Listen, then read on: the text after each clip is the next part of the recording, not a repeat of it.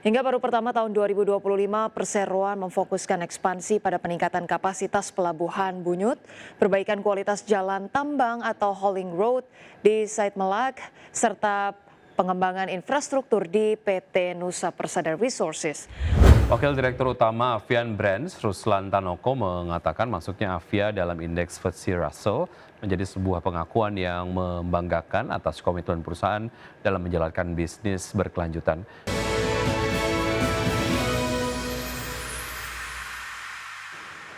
Terima kasih Anda masih bergabung sama kami. Pemirsa, PT Indo Tambang Raya Megah Tbk mengungkapkan telah merealisasikan sejumlah agenda ekspansi sepanjang semester 1 tahun 2025. Ya, manajemen PT Indo Tambang Raya Megah Tbk menyatakan seluruh pendanaan ekspansi perusahaan didukung oleh posisi kas perusahaan yang solid sehingga sepenuhnya menggunakan kas internal.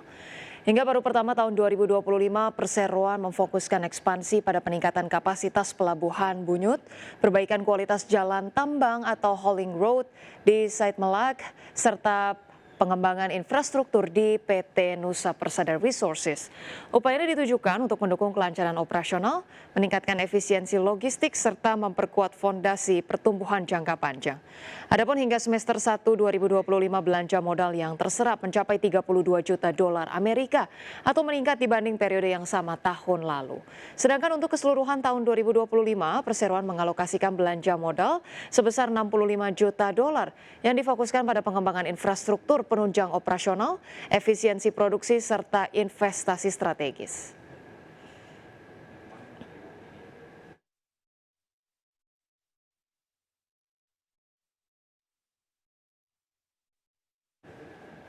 Pemirsa, emiten yang terafiliasi dengan konglomerat Hermanto Tanoko yakni PT Avia Avian Tbk mengumumkan bahwa perusahaan telah lolos proses verifikasi dan resmi masuk ke dalam indeks FTSE Russell. Wakil Direktur Utama Avian Brands, Ruslan Tanoko, mengatakan masuknya Avia dalam indeks FTSE Russell menjadi sebuah pengakuan yang membanggakan atas komitmen perusahaan dalam menjalankan bisnis berkelanjutan. Adapun sebagai langkah strategi selanjutan usai Avia masuk ke dalam indeks, perusahaan meluncurkan strategi Avian Brand Sustainability Strategy.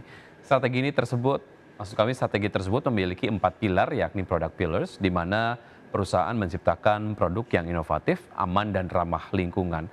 Selanjutnya environment pillars, di mana perusahaan menjaga kelestarian alam melalui efisiensi energi, pengurangan limbah, dan pelestarian sumber daya. Dan ketiga, people and community pillars. Dan keempat, governance pillars, di mana perusahaan menegakkan tata kelola perusahaan yang transparan, etis, dan bertanggung jawab.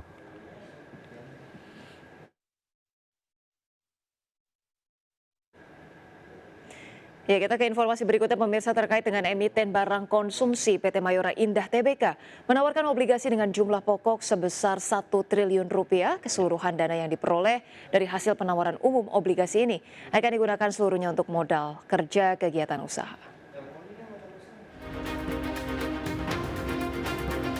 PT Mayora Indah Tbk menawarkan obligasi berkelanjutan 3 Mayora Indah tahap 2 tahun 2025 dengan jumlah pokok sebesar 1 triliun rupiah.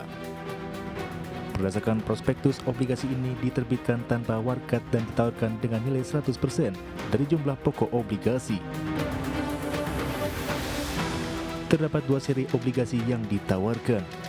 Untuk seri A, jumlah pokok obligasi sebesar 700 miliar rupiah dengan tingkat bunga tetap sebesar 6,5% per tahun yang berjangka waktu 5 tahun sejak tanggal emisi.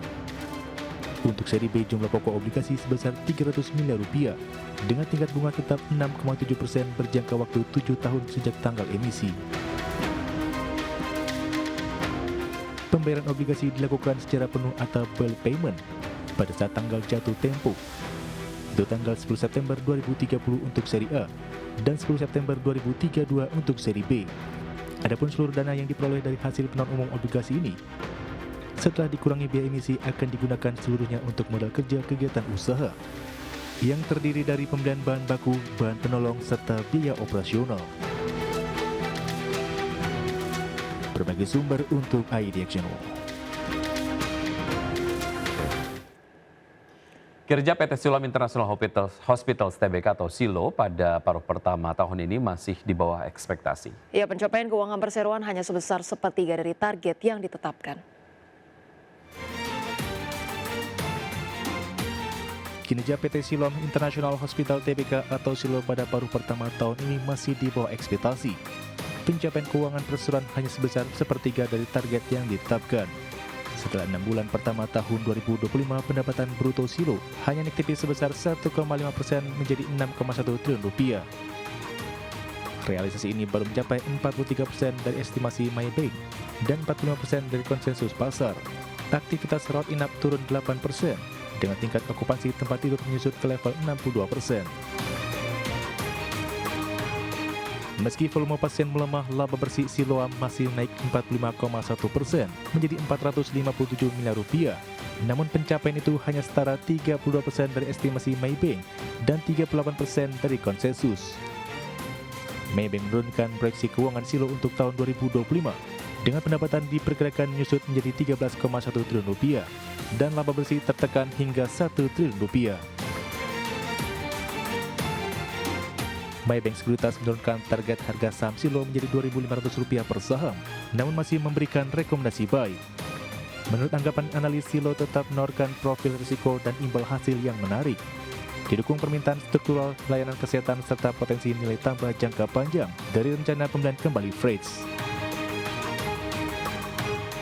Berbagi sumber untuk iDXNO.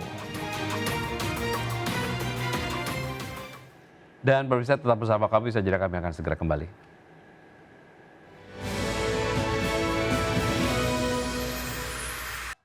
Perdana Menteri Kanada Mark Carney menyebut pihaknya akan mencabut sebagian besar tarif balasan atas produk impor Amerika Serikat dan mempercepat pembicaraan dengan Washington untuk mencapai kesepakatan baru terkait dengan perdagangan dan keamanan. Meski demikian, Carney menegaskan tarif Kanada atas impor mobil, baja, dan aluminium asal Amerika Serikat tetap berlaku untuk saat ini. Yang menyebut Amerika Serikat baru-baru ini menegaskan tidak akan mengenakan tarif pada barang-barang Kanada yang sesuai dengan perjanjian perdagangan bebas trilateral Amerika Serikat, Meksiko, Kanada yang menurutnya merupakan perkembangan yang positif. Terkait dengan hal ini, Carney mengungkapkan telah berbicara dengan Trump sehari dan ia pun mengkonfirmasi perundingan antara kedua negara akan kembali dimulai setelah pencabutan tarif ini. Adapun Kanada dan Amerika Serikat diketahui telah menggelar pembicaraan terkait dengan hubungan ekonomi dan keamanan baru selama beberapa bulan meski keduanya masih jauh dari kesepakatan.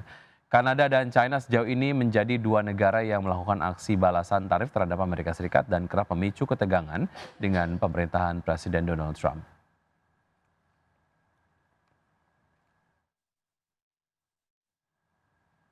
Selanjutnya, pemirsa, dari pergerakan bursa global, bursa Wall Street ditutup menguat pada perdagangan di hari Jumat setelah Chairman The Federal Reserve, Jerome Powell, dalam pidatonya di simposium Jackson Hole, memberikan sinyal kemungkinan pemangkasan suku bunga dalam waktu dekat.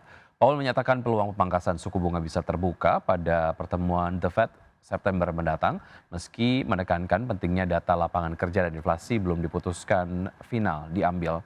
Kita lihat data penutupan dari Bursa Amerika Serikat, pemirsa, di penutupan akhir pekan lalu di hari Jumat. Pada penutupan perdagangan di hari Jumat, indeks Dow Jones melonjak 1,89% ke level 45.631, S&P 500 naik 1,52% ke posisi 6.466, sedangkan indeks Nasdaq menguat 1,88% ke level 21.496. Dari bursa Eropa, pemirsa, indeks saham Eropa ditutup pada level tertinggi dalam lebih dari 5 bulan pada hari Jumat setelah Chairman The Fed Jerome Powell memberikan isyarat mengenai kemungkinan pemotongan suku bunga pada bulan September. Indeks acuan pasar saham Eropa Stoxx 600 ditutup menguat 0,4% ke posisi 560,3. Indeks DAX Jerman menguat 0,29% ke posisi 24.393 dan FTSE 100 Inggris menguat 0,13% ke 9.321.